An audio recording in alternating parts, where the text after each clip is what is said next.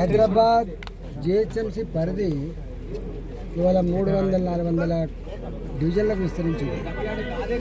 1.5 కోటి జనాభాతో ఇంకొక 50 లక్షల మంది వచ్చిపోయినటువంటి ట్రాఫిక్తో 2 కోట్ల జనాభా చెత్తనంతా కూడా ఇవాళ జవహర్ నగర్, బాలాజీ నగర్ డంప్ యార్డ్లో వేసి లక్షలాది మంది ప్రజల జీవితాలతో చెలగాటమాడుతుంది తెలంగాణ ప్రభుత్వం. దానికి వత్తాసు పడుతుంది రామ్కి సంస్థ. 2017 నుంచి ప్రజలే వాళ్ళంతటా వాళ్ళు జేఏసీలు ఏర్పాటు చేసుకుని మా పిల్లల ఆరోగ్యం ఖరాబ్ అయిపోతుంది, మా జీవితాలు నాశనం అయిపోతున్నాయి, మేము సంపాదించిన సంపాదన అంతా కూడా మందులకే పోతూ ఉన్నాయి, క్యాన్సర్లు వస్తూ ఉన్నాయి, అబార్షన్ జరుగుతూ ఉన్నాయి అని చెప్పి వాళ్ళు ఎన్జిటికి పోతే ఇవాళ ఆనాడు భారతీయ జనతా పార్టీ దీనికి అండగా ఉంది. ఆనాడు మా మోహన్ రెడ్డి గారు, విక్రమ్ రెడ్డి గారు, మా పార్టీ నాయకులంతా కూడా ప్రజల పక్షాన ఉండి ఎన్జిటికి పోయింది. ఆర్డర్ వచ్చింది, 2017లో ఆర్డర్ వచ్చింది. అబద్ధపు సమాచారం ఇచ్చి మోసపు మాటలు చెప్పి ఇవాళ దాన్ని కప్పిపుచ్చే ప్రయత్నం చేసిండు, దాన్ని కొనసాగించే ప్రయత్నం చేసిండు. 2021లో మళ్ళీ వచ్చింది, 2022లో మళ్ళీ వచ్చింది, 2025లో ఇప్పటికీ వచ్చింది.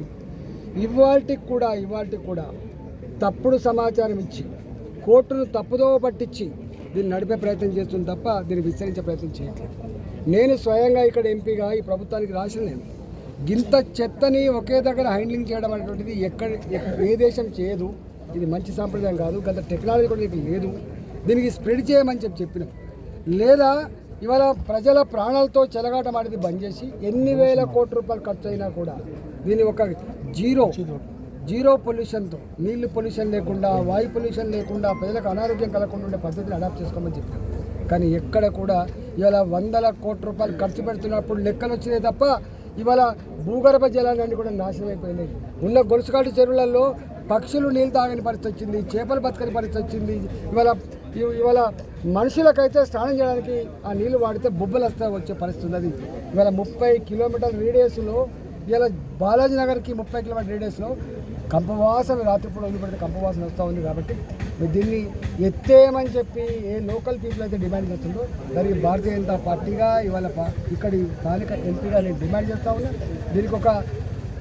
దీనికి ఒక పరిష్కారం చూపేంత వరకు దీన్ని వదిలిపెట్టే ప్రసక్తి లేదని చెప్పి హెచ్చరిస్తూ ఉన్నా. మన స్వయంగా నేనే పార్లమెంట్లో మాట్లాడి ఇక్కడి ప్రభుత్వం మోసం చేస్తూ ఉంది, ఇక్కడ ప్రభుత్వం తప్పుడు సమాచారం ఇస్తూ ఉంది, ఇక్కడ ప్రభుత్వం దబాయించి నడుపుతూ ఉంది అని చెప్పి నేను అక్కడ ప్రస్తావించడం జరిగింది. తప్పకుండా ఇవాళ పర్యావరణ శాఖ మా యాదవ్ గారు కూడా ఇన్వాల్వ్ అవుతారని చెప్పి భావిస్తున్నా. ఇవాళ నేను స్వయంగా ఈ దేశ ప్రధానమంత్రి గారికి, దేశ ప్రధాన న్యాయమూర్తి గారికి, అదేవిధంగా మా పర్యావరణ శాఖ మంత్రి గారికి, ఈ రాష్ట్ర ముఖ్యమంత్రి గారికి, జిహెచ్ఎంసీకి ఇవాళ నేను కూడా ఉత్తరాలు రాస్తా. తప్పకుండా ఒకవేళ ప్రభుత్వం కనుక స్పందించకపోతే మా బాలాజీ నగరు, జవహర్ నగరు చుట్టుపక్కల ప్రాంతాల ప్రజల జీవితాలతో చెలగాటపడే ప్రయత్నం చేస్తే ఒక ఉద్యమంలాగా మళ్ళా వెల్లువెత్తేటువంటి ఆస్కారం ఉందని చెప్పి హెచ్చరిస్తూ ఉన్నాం. ఇవాళ మేము వచ్చి చూసిపోయింది కేవలం చెప్పడానికి మాత్రమే, గుర్తు చేయడానికి మాత్రమే తప్ప మీరు కనుక పెడచెవిలో పెట్టే ప్రయత్నం చేసి మీరు కోర్టులను మేనేజ్ చేస్తా అంటే, ప్రభుత్వం తప్పుడు సమాచారం ఇచ్చి మేనేజ్ చేస్తా అంటే మాత్రం మీ భరతం పట్టక తప్పదని చెప్పి ఇలా హెచ్చరిస్తాను. చరిత్ర సృష్టించినోడు ఇప్పుడు ఆ చరిత్రని తిరగరాయబోతున్నాడు. అబద్ధాల గోడల్ని బద్దలు కొట్టి నిజాలను రాగా మీ ముందుంచబోతున్నాడు.